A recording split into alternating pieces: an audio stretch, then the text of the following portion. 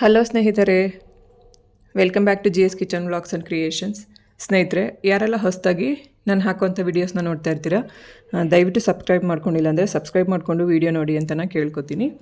ಹಾಗೆಯೇ ಇವತ್ತಿನ ಡಿಸೈನ್ನ ಮಾಡ್ಕೊಳ್ಳೋದಕ್ಕೆ ಅಂತ ಹೇಳಿ ನಾನು ನೋಡಿ ಈ ರೀತಿ 25 ಸ್ಟ್ಯಾಂಡ್ಸ್ ತೊಗೊಂಡಿದ್ದೀನಿ. ಅಂದರೆ ಒಂದು ಸೈಡಲ್ಲಿ 25 ಎಳೆ ಅಂದರೆ ಎರಡು ಡಬಲ್ ಆದಾಗ 50 ಎಳೆ ಥ್ರೆಡ್ ಆಗುತ್ತೆ. ಆ ಥರ ಇಲ್ಲಿ ನಾನು ಥ್ರೆಡ್ಗಳನ್ನ ಪ್ರಿಪೇರ್ ಮಾಡ್ಕೊಂಡಿದ್ದೀನಿ. ಹಾಗೆಯೇ ಇಲ್ಲಿ ಇನ್ನೊಂದರಲ್ಲಿ ಒಂದು ಸೈಡ್ 20 ಸ್ಟ್ಯಾಂಡ್ಸ್ ತೊಗೊಂಡಿದ್ದೀನಿ, ಅದು ಡಬಲ್ ಆದಾಗ 40 ಎಳೆ. ಈ ರೀತಿ ಇಲ್ಲಿ ನಾನು ಥ್ರೆಡ್ಗಳನ್ನ ಪ್ರಿಪೇರ್ ಮಾಡಿ ಇಟ್ಕೊಂಡಿದ್ದೀನಿ. ಹಾಗಿದ್ರೆ ಈ ಡಿಸೈನ್ನ ಯಾವ ರೀತಿ ಹಾಕೋದು ಅಂತ ನಾನು ತೋರಿಸ್ಕೊಡ್ತೀನಿ ನೋಡಿ. ಫಸ್ಟು ಇಲ್ಲಿ ನೋಡಿ ನೀಡಲ್ ಹಾಕಿ ಥ್ರೆಡ್ನ ಆಚೆ ತೊಗೊಂಬರ್ತೀನಿ. ಮತ್ತು ಈ ಥ್ರೆಡ್ಗಳನ್ನೆಲ್ಲ ಐರನ್ ಮಾಡಿ ತೊಗೋಬೇಕಾಗುತ್ತೆ. ನೋಡಿ ಈ ಥರ ಥ್ರೆಡ್ನ ಎಳ್ಕೊಂಬರ್ಬೇಕು. ಫಸ್ಟು ಥ್ರೆಡ್ನ ಎಳ್ಕೊಂಬಂದು ನಮಗೆ ಕುಚ್ಚು ಲೆಂತ್ ಎಷ್ಟು ಉದ್ದ ಬೇಕೋ ಅಷ್ಟು ಉದ್ದ ಥ್ರೆಡ್ನ ಬಿಟ್ಕೊಂಡು ಇಲ್ಲಿ ನಾನು ಮಿಕ್ಕಿರೋಂಥ ಥ್ರೆಡ್ನ ಕಟ್ ಮಾಡ್ಕೊತಾ ಇದ್ದೀನಿ. ಈಗ ನೆಕ್ಸ್ಟ್ ಇಲ್ಲಿ ಇನ್ನೊಂದು ಥ್ರೆಡ್ನ ತೊಗೋತಾ ಇದ್ದೀನಿ. ಈ ಥ್ರೆಡ್ನ ಇಲ್ಲೇನು ನಾನು ಥ್ರೆಡ್ ಹಾಕ್ಕೊಂಡಿದ್ದೀನಲ್ವಾ, ಇದಕ್ಕಿಂತ ಸ್ವಲ್ಪ ನಾವು ಮೇಲೆ ಹಾಕ್ಕೋಬೇಕಾಗುತ್ತೆ. ನೋಡಿ ಈ ಥರ ಅದಕ್ಕಿಂತ ಸ್ವಲ್ಪ ಮೇಲೆ ಹಾಕ್ಕೊಂಡು ಈ ಥ್ರೆಡ್ನು ಕೂಡ ಈ ರೀತಿ ಹಾಕ್ಕೋಬೇಕು. ಈ ಥರ ಬರುತ್ತೆ.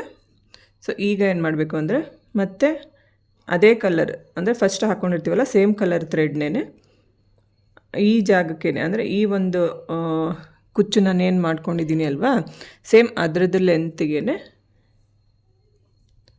ಇಲ್ಲಿ ಇನ್ನೊಂದು ಸರಿ ನೀಡಲ್ ಹಾಕಿ ಥ್ರೆಡ್ನ ಆಚೆ ತೊಗೊಂಬರ್ಬೇಕು. ನಿಮ್ಗೇನಾದರೂ ಸ್ಯಾರಿ ತುಂಬ ಟೈಟ್ ಇದೆ, ನೀಡಲ್ ತೊಗೊಳಕ್ಕಾಗ್ತಾ ಇಲ್ಲ ಅಂತ ಅಂದರೆ ಒಂದು ಹೋಲ್ನ ಮಾಡ್ಕೊಂಬಿಡಿ, ಆವಾಗ ಈಸಿ ಆಗುತ್ತೆ. ನೋಡಿ ಈ ಥರ ಇದಿಷ್ಟ ಆದಮೇಲೆ ನಾವಿಲ್ಲಿ ಈಗ ಈ ಕುಚ್ಚನ್ನು ಗಂಟು ಹಾಕ್ಕೋಬೇಕು. ನೋಡಿ ಈ ಥರ ಒಂದು ನಾರ್ಮಲ್ ಹೆಮ್ಮಿಂಗ್ ನೀಡಲ್ಗೆ ಜರಿ ಥ್ರೆಡ್ನ ಹಾಕಿ ಇಟ್ಕೊಂಡಿದ್ದೀನಿ. ಅದಾದಮೇಲೆ ಒಂದು 2 ಸರಿ ಅಥವಾ 3 ಸರಿ ಕುಚ್ಚನ್ನು ಗಂಟು ಹಾಕ್ಕೋಬೇಕು. ಈ ಥರ ಹಾಕ್ಕೊಂಡು ಇಲ್ಲಿ ನಾನು ಒಂದು ಫ್ಲವರ್ ಬೀಡನ್ನ ಹಾಕ್ಕೋತಾ ಇದ್ದೀನಿ. ಈ ಫ್ಲವರ್ ಬೀಡನ್ನ ಮಧ್ಯಕ್ಕೆ ನೋಡಿ ಈ ಥರ ಇನ್ಸರ್ಟ್ ಮಾಡಿಕೊಂಡು ಮತ್ತು ಈ ಬೀಡ್ ಒಳಗಡೆಯಿಂದನೇ ನೀಡಲ್ ಹಾಕಿ ಥ್ರೆಡ್ನ ಆಚೆ ತೊಗೋಬೇಕು. ಹಾಗೆ ಒಂದು ಗಂಟು ಕೂಡ ಹಾಕ್ಕೋಬೇಕಾಗತ್ತೆ ನಾವು. ನೀವು ಈ ಥರ ಫ್ಲವರ್ ಬೇಕಾದರೂ ಹಾಕ್ಕೋಬೋದು, ಅಥವಾ ಇದಕ್ಕಿಂತ ಇನ್ನೂ ಸ್ಮಾಲ್ ಫ್ಲವರ್ಸ್ ಬೀಡ್ ಏನಾದರೂ ನಿಮಗೆ ಸಿಕ್ಕಿದ್ರೆ ಆ ಥರ ಕೂಡ ಹಾಕ್ಕೋಬೋದು. ಅದು ಕೂಡ ಅಷ್ಟೇ ತುಂಬಾ ಚೆನ್ನಾಗಿರುತ್ತೆ.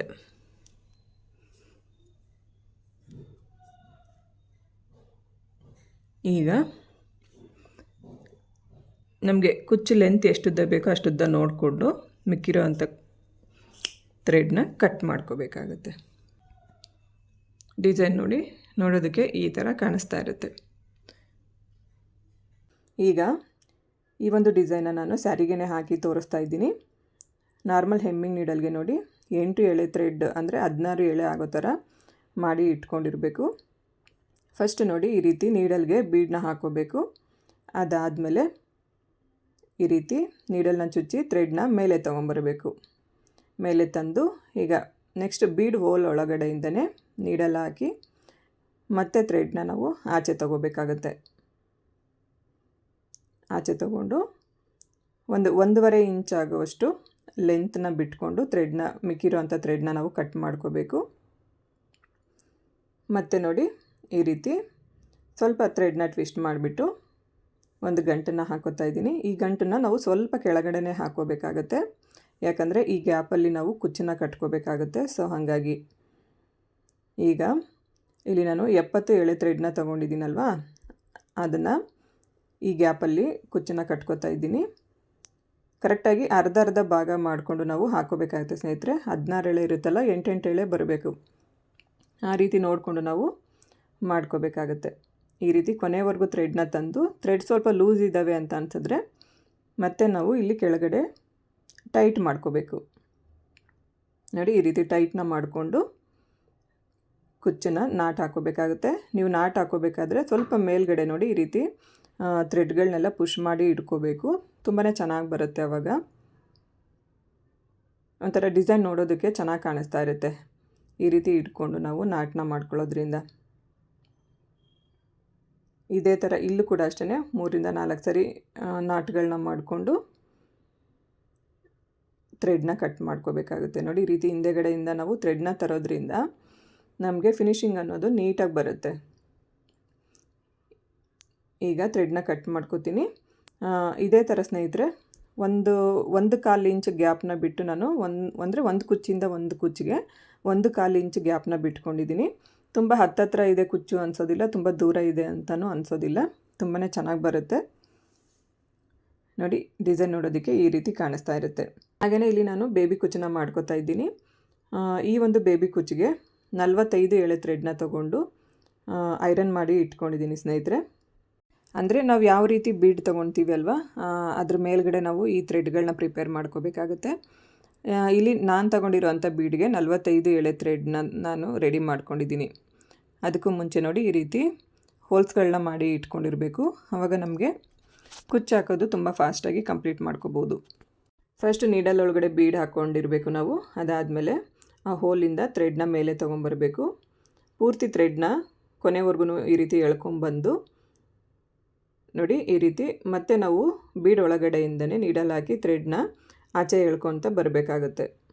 ಪೂರ್ತಿ ಥ್ರೆಡ್ನ ನಾವು ಆಚೆ ಎಳ್ಕೋಬೇಕು. ಎಳ್ಕೊಂಡು ಅಲ್ಲಿ ಮೇಲೆ ಥ್ರೆಡ್ ಎಲ್ಲ ದಪ್ಪ ಇದೆ ಅಂತ ಅನಿಸುತ್ತೆ ಅಲ್ವಾ, ನಾವು ಕೆಳಗೆ ಮೇಲೆ ಬೀಡನ್ನ ಕೆಳಗೆ ಒಂದ್ಸರಿ ಮೇಲೊಂದ್ಸರಿ ಆಡಿಸಿದಾಗ ಅದು ಕರೆಕ್ಟಾಗಿ ಫಿನಿಶಿಂಗ್ ನೀಟಾಗಿ ಬರುತ್ತೆ ಮತ್ತು ಥ್ರೆಡ್ಗಳೆಲ್ಲ ನೀಟಾಗಿ ಕೂತ್ಕೊಳ್ಳುತ್ತೆ. ಈ ರೀತಿ ನಾವು ಮಾಡಿಕೊಂಡು ಅದಾದಮೇಲೆ ಕುಚ್ಚನ್ನು ನಾಟನ್ನ ಮಾಡ್ಕೋಬೇಕಾಗತ್ತೆ.